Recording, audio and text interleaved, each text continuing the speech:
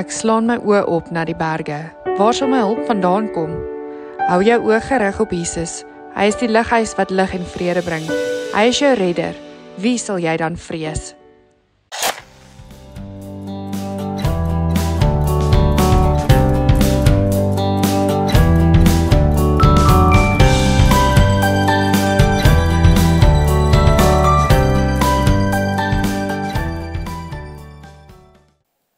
Ek stap die een dag Pick n Pay toe om kos te koop. Dit is nou 'n hele klompie jare terug. Toe ek nog in Newcastle gebly het. Ons het baie naby aan die Pick n Pay winkelkompleks gebly. Inteendeel, ons het letterlik op dit was ek weet nie hoe om dit te verduidelik, dit was die parking lot gewees en dan was dit ons woonstelle gewees. Okay, so ons was verskriklik naby en ek stap Pick n Pay toe om kos te koop. Soos ek sê, is 'n hele klompie jare terug. Ek was seker so 21 gewees. Ek het net begin met my studies. Okay, ek het net begin met my bediening. En ek stap en 'n oom stap verby my, ou oom. Ek skat hom seker laat 60s, vroeg 70s. En hy is op pad huis toe en hy het sy Pick n Pay sakkie daar met sy groceries en hy gaan en ek beleef die stem van die Here sê vir my, ek moet vir hierdie oom bid en ek moet hom vertel van Jesus.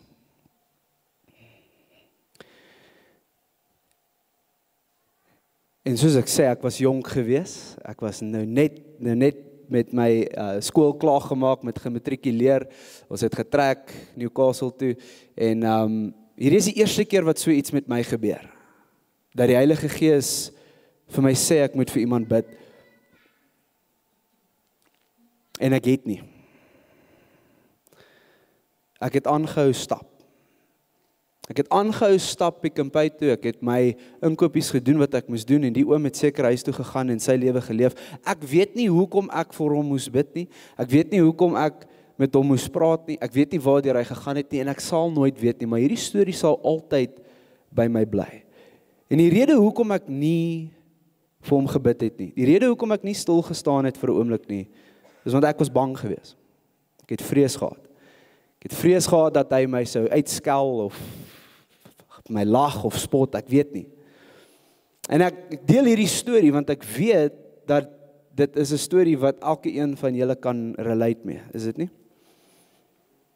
Vrees is die grootste struikelblok wat jou en my verhinder om mense te vertel wie Jesus is. Vrees is die grootste struikelblok, dis die ding wat ons terughou. Dit verhoed ons om te doen dit wat God ons geroep het om te doen. Ek wil vanoggend met julle kom praat oor daardie vrees wat julle so terughou. En ek wil teruggaan na Jesus, ek noem dit Jesus se marching orders. Die bevel wat hy vir sy kerk gegee het, die bevel wat hy vir sy disippels gegee het, die bevel wat hy vir ons gegee het. Ons almal ken die skrif, Matteus 28, vers 19 en 20. Hy sê, gaan dan na al die nasies toe en maak die mense my disippels. Doop hulle in die naam van die Vader en die Seun en die Heilige Gees en leer hulle om alles te onderhou wat ek julle beveel het. En dan sê hy die volgende, en onthou, ek is by julle al die dae tot die volëinding van die wêreld. Jesus stuur sy disippels uit om die evangelie te verkondig, om disippels te maak, om mense te doop, mense te wen vir die koninkryk. En ek ervaar dit is ons roeping ook, is dit nie? Ons moet ook uitgaan. Ons moet ook disippels maak. Ons moet ook mense doop in die naam van die Vader, die Seun en die Heilige Gees. Ons moet ook mense leer om te onderhou alles wat Jesus vir sy disippels geleer het. Maar die ding wat ons terughou is vrees. Maar Jesus se woorde aan die einde is so, ek wil sê encouraging. Ek is by julle al die dae tot die volëinding van die wêreld. Ek praat vanoggend met jou oor under witness protection. Nou dis 'n bietjie van 'n sinspeel, want julle weet wat is witness protection.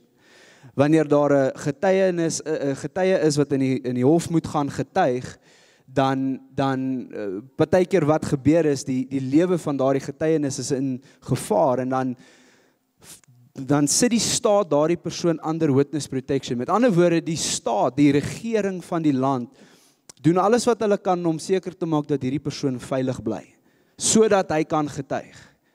En ek wil vanoggend vir jou kom sê, jy het die beskerming van die koninkryk van God, wanneer jy gaan getuig.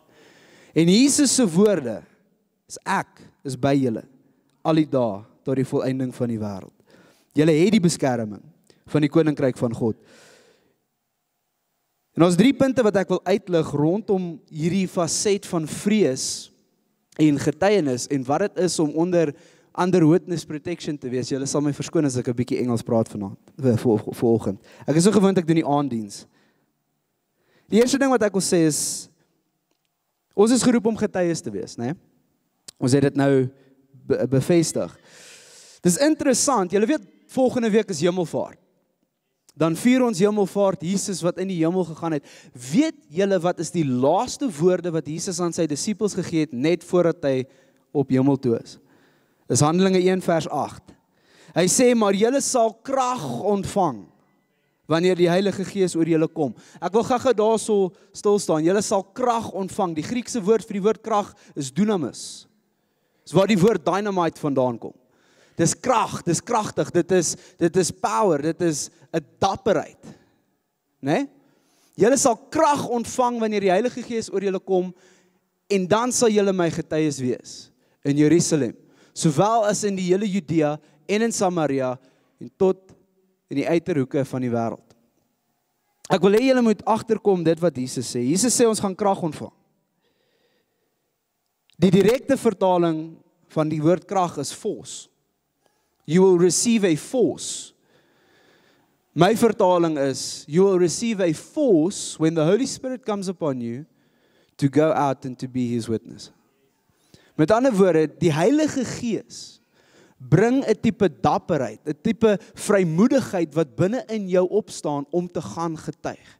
Wanneer die Heilige Gees oor jou kom, dan het jy 'n urge, jy het 'n ek weet nie wat die Afrikaanse woord nie man, 'n las, jy het 'n las op jou hart, jy het 'n las op jou hart om uit te gaan, en vir mense te gaan vertel van dit wat Jesus gedoen het.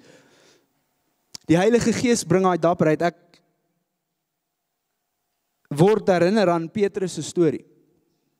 Petrus is een van Jesus se disippels, en net voor Jesus se kruisiging, verloon Petrus vir Jesus 3 keer. Julle ken die storie. Hulle kom en vra vir hom, maar is jy nie die man wat saam met Jesus was nie? En hy sê nee. En die tweede keer kom en hulle vra vir hom weer, maar ek herken jou, jy's die persoon wat saam met hom was. En hy sê vir 'n tweede keer nee, en 'n derde keer kom hulle en vra, en hy ontken Jesus totaal en al, en die rede hoekom hy dit doen, is want hy's bang. Hy's bang hulle doen met hom wat hulle nou net aan Jesus gedoen het. Daar's 'n vrees in hom. Maar dan kom Handelinge 2. En wat gebeur in Handelinge 2? Die Heilige Gees word uitgestort op die disippels in die binnekamer. En hulle begin in tale te praat. En wie is die ou wat opstaan? Wie is die ou wat opstaan voor duisendes en begin getuig van dit wat God gedoen het? Van dit wie God is, van dit wat Jesus gedoen het. Dis Petrus. Dis dieselfde ou. Dieselfde ou wat daai vrees gehad het, nou ewe skielik staan hy op en hy begin preek voor duisendes. En hy begin unashamedly, wil ek sê, die evangelie verkondig voor duisendes. En die woord sê dat duisendes tot redding gekom het daai dag. Daar's 'n interessante storie wat in Handelinge 4 gebeur. Handelinge 4, die hoofstuk vertel die storie van die apostels, wat die evangelie gaan verkondig, en hulle gaan van dorp na dorp, en mens na mens, en hulle gaan verkondig aan almal wat hulle kry, verkondig hulle die evangelie, soveel so dat die owerhede daarvan hoor, en die owerhede dreig hulle met die dood. Hulle sê, as julle aangaan, dan maak ons julle dood. En hulle gaan terug na die res van die Christene toe, na die res van die gelowiges toe, en hulle bid. En hierdie is wat hulle bid, in Handelinge 4, vers 29. Hy sê, of hulle sê, en nou, Here, kyk hoe dreig hulle ons. En dan vra hulle, gee dat u dienaars met volle vrymoedigheid u woord sal verkondig. So hulle kom by mekaar en hulle bid, want hulle het nou net hierdie dreigement van die dood gekry, en gewoonlik, dan die menslike natuur is om op te hou. Ek weet nie van julle nie, maar as iemand jou dreig met die dood, dan step jy terug, en hulle kom saam en hulle bid, en hulle vra vir een ding, hulle vra dat hulle dapper sal wees, hulle vra dat die Heilige Gees hulle die vrymoedigheid sal gee, om te gaan getuig, om te gaan preek, om die woord van God te gaan verkondig. En kyk wat gebeur in vers 31, nadat hulle gebid het. Hy sê, nadat hulle gebid het, die plek waar hulle by mekaar was geskud. Daar is daai krag, waarvan Jesus gepraat het. Wanneer die Gees kom, sal julle krag ontvang. Daar waar hulle was, het die plek geskud. Hulle is almal met die Heilige Gees vervul, en het met vrymoedigheid die woord van God verkondig. Die eerste ding wat ek wil kom sê, vanoggend, in terme van under witness protection, die eerste ding wat jy moet huis toe vat is dat, jy kan nie 'n getuienis wees van Jesus, sonder die innerlike getuienis van die Heilige Gees nie. Wanneer die Heilige Gees oor jou kom, ek praat nou met jou, wanneer die Heilige Gees oor jou kom, sal jy krag ontvang, en jy sal gaan getuig. Die tweede ding wat ek wil sê vanoggend, is jy hoef nie vervolging te vrees nie. Nou, Jesus het dit baie duidelik gemaak. Jesus het dit baie duidelik gemaak. Hy het gesê, as julle my wil volg, moet julle julleself verloon, julle moet julle kruis optel, en julle moet my volg. Met ander woorde, hierdie pad wat ons stap as Christene, gaan nie maklik wees nie. Daar gaan vervolging kom. Daar gaan mense wees wat julle uitlag, daar gaan mense wees wat julle spot, daar gaan mense wees wat teen julle staan, daar gaan mense wees wat aktief teen julle werk.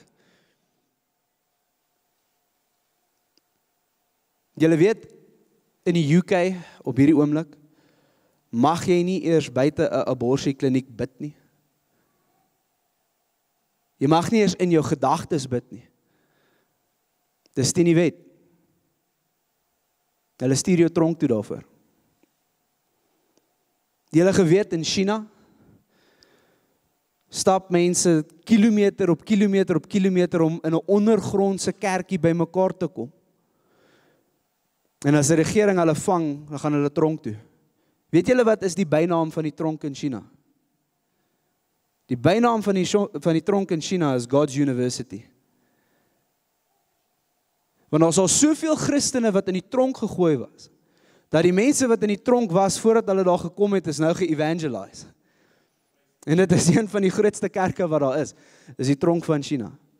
Vervolging gaan kom, maar jy hoef dit nie te vrees nie. Ek wil vir jou lees wat sê die woord van God vanmôre. 1 Johannes 4 vers 4 sê die volgende. Hy sê, julle behoort aan God, liewe kinders. En dan sê hy, en julle het die valse profete klaar oorwin,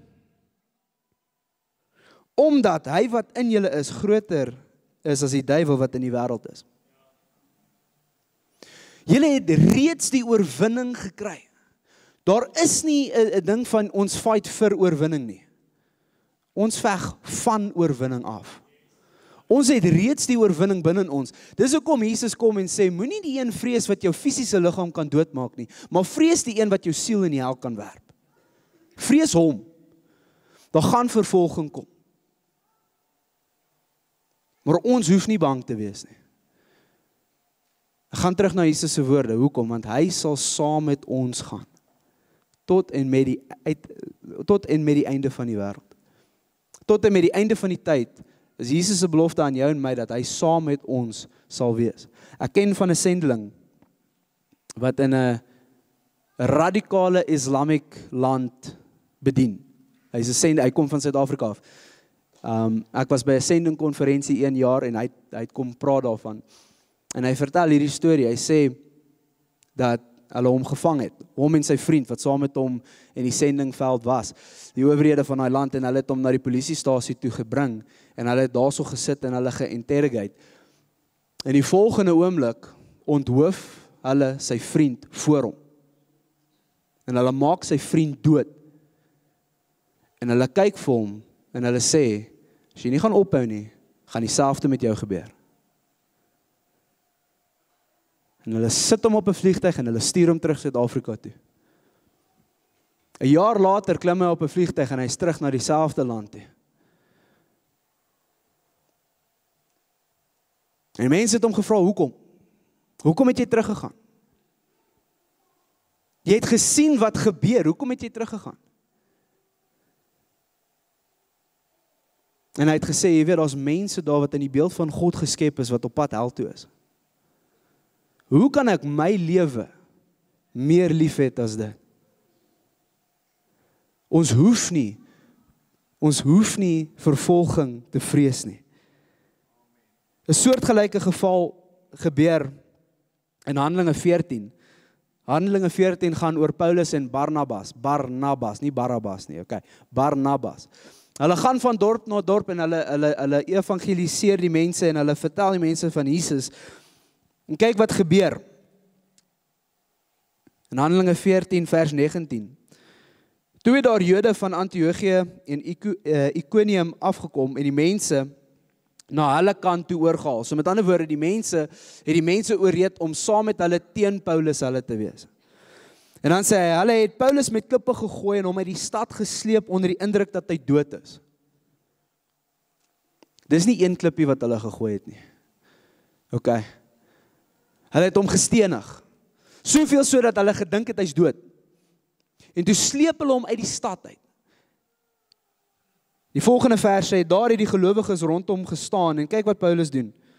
En hy het opgestaan en weer die stad ingegaan. Die volgende dag het hy en Barnabas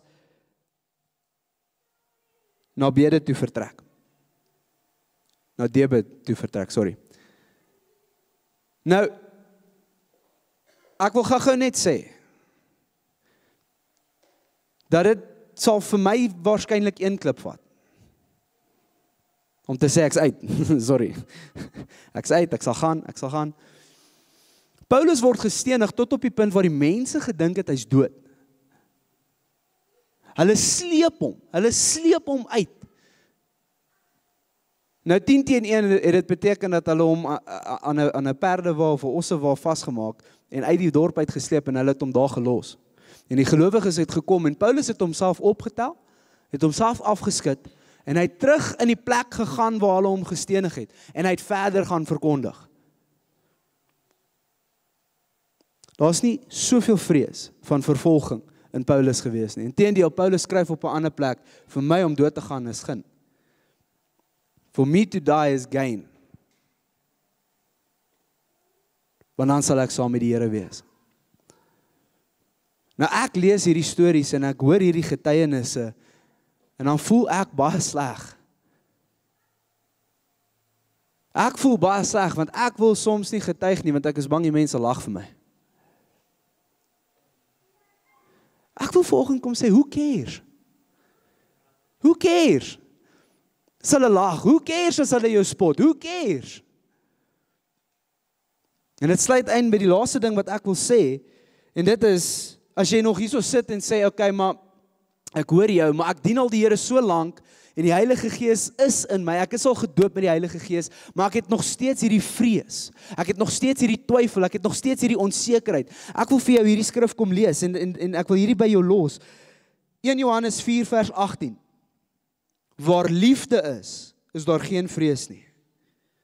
Maar volmaakte liefde verdryf vrees. Net tot daar wil ek lees. Net tot daar wil ek lees. Ek wil hê jy moet imagine gou iemand wat jy lief het. Staan op die pad. En 'n semi-trok is op pad na hom toe en jy weet dat hierdie persoon gaan tref. Jy gaan alles in jou vermoë doen om hierdie persoon te ooreed dat daar 'n trok op pad is. Jy gaan nie omgee of die persoon vir jou gaan sê jy is mal nie. Jy gaan nie omgee of die persoon vir jou gaan lag nie. Jy gaan nie omgee of die persoon gaan sê, ag man, ek het nog nooit 'n trok in my lewe gesien nie, hoekom moet ek jou? Jy gaan nie omgee wat hulle reaksie is nie. Jy sien wat op pad is. En net soos wat ek nou gesê het, soos wat daai sendeling gesê het, daar's mense daar buite. En ek wil dit bietjie closer to home bring, daar's mense in jou werksplek wat op pad hel toe is. Miskien moet ek dit 'n bietjie closer to home bring, daar's mense in jou familie. En elkeen van ons het 'n naam nou in ons koppe. Wat jy weet, is op pad hel toe. En die ding wat jou terughou om die evangelie met daardie mense te deel is vrees.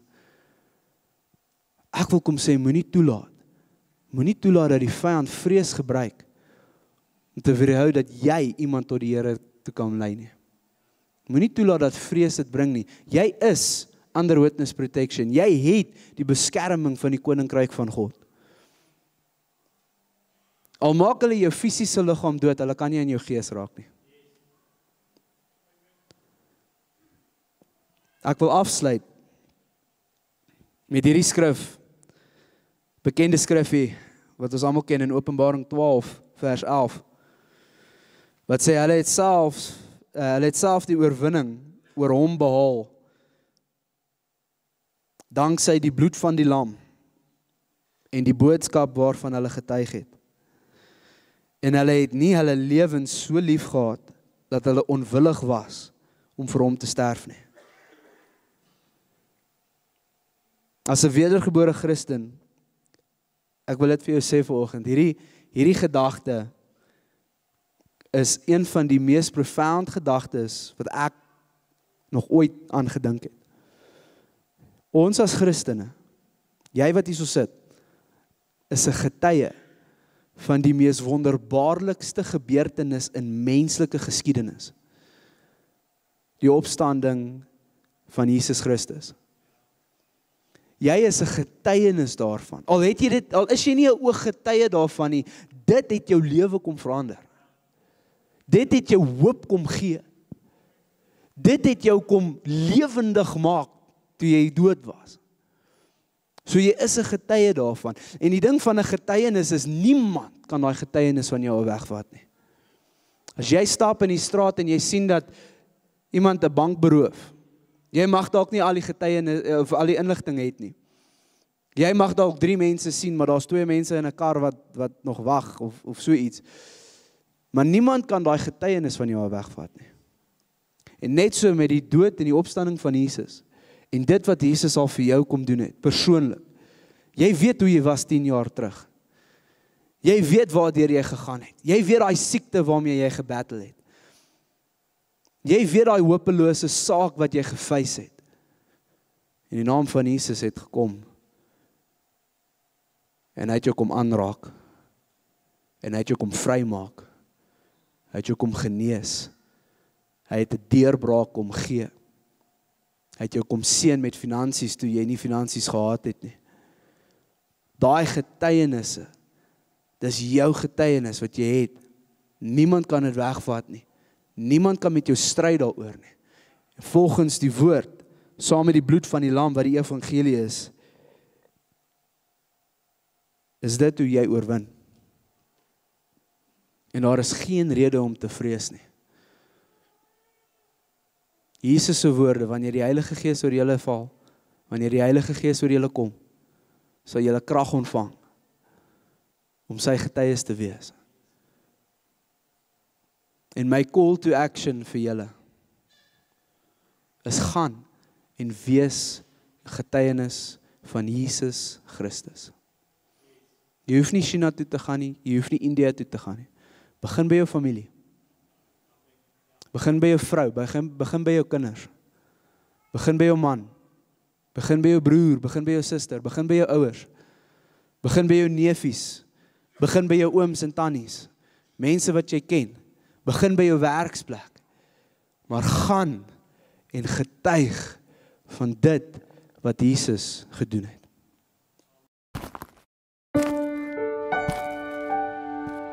Ek slaan my oë op na die berge. Waar sal my hulp vandaan kom? Hou jou oë gerig op Jesus. Hy is die lighuis wat lig en vrede bring. Hy is jou redder. Wie sal jy dan vrees?